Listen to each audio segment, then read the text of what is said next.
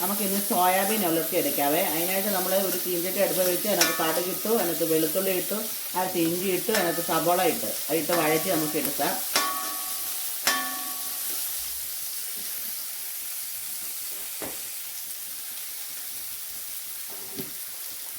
ഇച്ചിരി മഞ്ഞപ്പൊടിയും കൂടെ നമുക്ക് അതിനകത്തിട്ട് ഇടാം. ഒരു മഞ്ഞ കളറൊക്കെ ഇരിക്കട്ടെ അല്ലേ. നമുക്ക് ഇച്ചിരി ഉപ്പിടാം.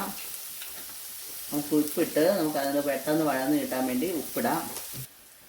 നമുക്ക് ഇച്ചിരി പെരുംജീരകം പൊടിച്ചതും കൂടെ ഇട്ട് ഇളക്കാമേ, വഴറ്റിയെടുക്കാം.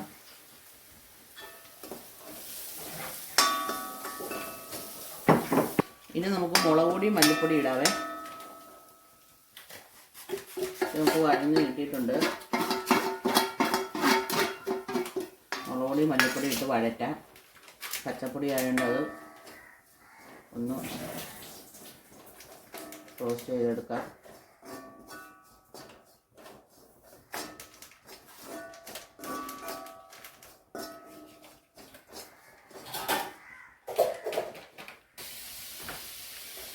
നമ്മൾ മുളക് പൊടിയൊക്കെ ഇട്ട് മുളക് പൊടി മല്ലിപ്പൊടി ഇട്ട് അതിൻ്റെ പച്ചച്ചവ മാറ്റി എടുത്തിട്ടുണ്ട്.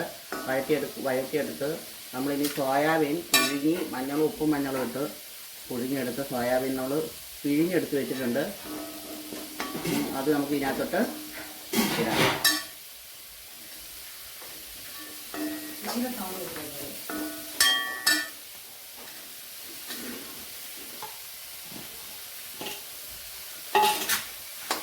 എടുത്തിട്ട് അതൊന്ന് എല്ലാം കൂടെ ഇടാം.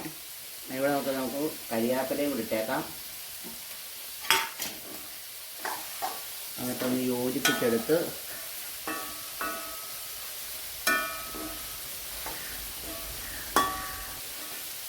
മസാലയെല്ലാം ഇതിനകത്ത് യോജിപ്പിച്ചെടുത്തിട്ടുണ്ട്. നമ്മളിത് പിരിഞ്ഞ് കളഞ്ഞുകൊണ്ട് ഇതിനകത്ത് തുള്ളിക്കോളും വെള്ളമില്ല. നമുക്ക് വെള്ളം തളിച്ച് വേണം നമ്മളത് ഒന്നുകൂടെ നാവി കയറ്റി വേവിക്കാൻ.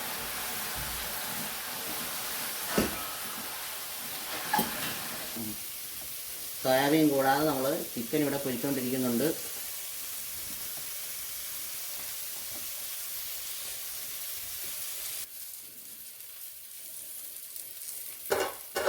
നമുക്ക് ഇടയ്ക്കൊന്ന് ഇളക്കി കൊടുക്കാവേ, അല്ലെങ്കിൽ അടിയിൽ പിടിക്കും.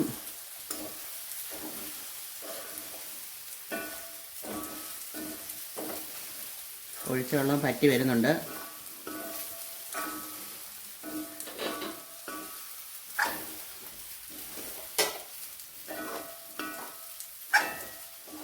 ഇടയ്ക്ക് ഞാൻ ഉപ്പിട്ട് കൊടുത്തായിരുന്നു. അത് വീഡിയോയിൽ എടുത്തിട്ടില്ല. നമ്മൾ എണ്ണ ഉറയ്ക്കാൻ വേണ്ടി ദോശക്കല്ലിലാണ് ഇറച്ചി പൊരിക്കുന്നത്. കുറച്ച് എണ്ണ ഒഴിച്ച് കുറേ നേരം നമ്മളിങ്ങനെ എണ്ണ ഉറച്ചായതുകൊണ്ട് നമ്മൾ കുറേ നേരം വേകേണ്ടി വരും ദോശക്കല്ലിൽ. എണ്ണയ്ക്കകത്ത് പെട്ടെന്ന് പൊരിച്ചെടുക്കാം.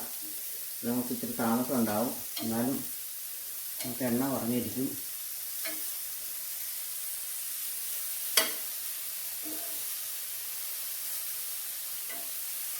ഞാൻ മറച്ചിട്ട് കൊടുത്തേക്കാം. അപ്പുറം എല്ലാം വേണമല്ലോ.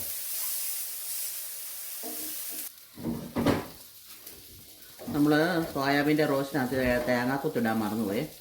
ഇച്ചിരി വഴറ്റി വേണമെങ്കിൽ അത് വഴറ്റിയിടാം.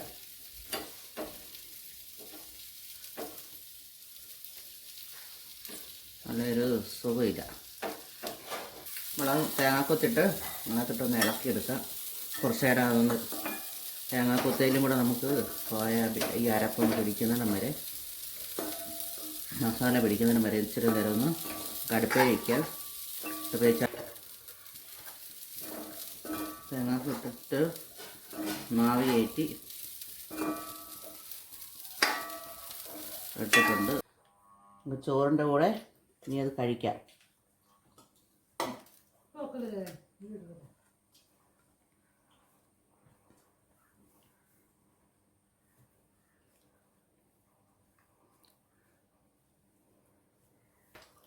സൂപ്പർ ടേസ്റ്റാണ്.